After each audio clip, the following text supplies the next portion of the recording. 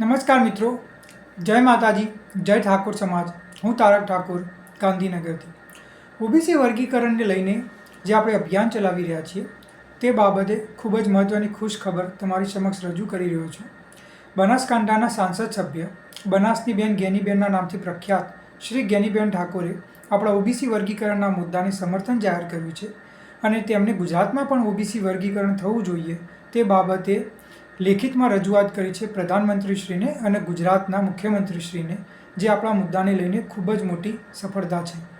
તેમની સાથે સાથે શૌર્યધામના પ્રમુખ શ્રી ભરતસિંહ પરમાર, બેચરાજીના માજી ધારાસભ્ય શ્રી ભરતજી ઠાકોર, સિદ્ધપુરના માજી ધારાસભ્ય શ્રી ચંદનજી ઠાકોર, ચોટીલાના માજી ધારાસભ્ય શ્રી ઋત્વિક મકવાણા, મોડાસાના માજી ધારાસભ્ય શ્રી રાજેન્દ્રસિંહ ઠાકોર અને વાગડોદના માજી ધારાસભ્ય શ્રી ચમનજી ઠાકોરે પણ આ મુદ્દે લેખિતમાં રજૂઆત કરી છે પ્રધાનમંત્રીશ્રી, મુખ્યમંત્રીશ્રી અને ઓબીસી કમિશનને. તેની સાથે સાથે ઠાકોર સમાજના અનેક તાલુકા પંચાયત અને જિલ્લા પંચાયતના ડેલિગેટ, સામાજિક અને રાજનૈતિક આગેવાનો તથા સમાજની અલગ અલગ જે વિવિધ સંસ્થાઓ ચાલે છે તેમના પ્રમુખશ્રીઓએ પણ લેખિતમાં રજૂઆત કરી છે. અને હું તારક ઠાકોર સમાજ વતી આ દરેક વ્યક્તિઓને આભાર માનું છું અને તેમને અભિનંદન પાઠવું છું. અને તેની સાથે સાથે એક વિનંતી પણ કરું છું કે જે અત્યારે હાલ બીજા ઠાકોર સમાજના સામાજિક અને રાજનૈતિક આગેવાનો છે, વિવિધ સામાજિક સંસ્થાના વડાઓ છે, તે બધાને એક જ વિનંતી કરું છું કે તમે ભલે ગમે તે કોઈ પાર્ટી સાથે સંકળાયેલા હોય, કોઈ પણ વિચારધારા સાથે સંકળાયેલા હોય, પણ ઠાકોર સમાજના સર્વાંગી વિકાસ માટે તમે બધા પણ આગળ આવો. તમારે જ્યારે પણ જરૂરત હતી ઠાકોર સમાજ તમારી પડખે ઊભું રહ્યું છે.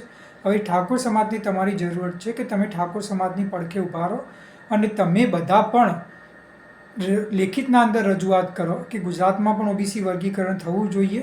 તે બાબતે પ્રધાનમંત્રીશ્રી, મુખ્યમંત્રીશ્રી અને ઓબીસી કમિશનને રજૂઆત કરો કે જેથી ઠાકોર સમાજના બાળકોનું ભવિષ્ય જે અત્યારે હાલ અંધકાર તરફ જઈ રહ્યું છે તેના અંદર આપણે ઉજાસ પાથરી શકીએ અને આપણા જે સમાજના બાળકો છે તે પણ ઉચ્ચ ગુણવત્તાનું શિક્ષણ મેળવી શકે અને અધિકારી બની પોતાના સપના પૂરા કરી શકે.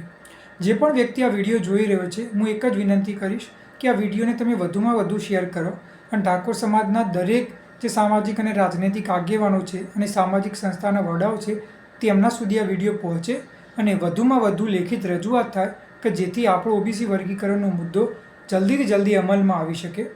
જય માતાજી, જય ઠાકોર સમાજ.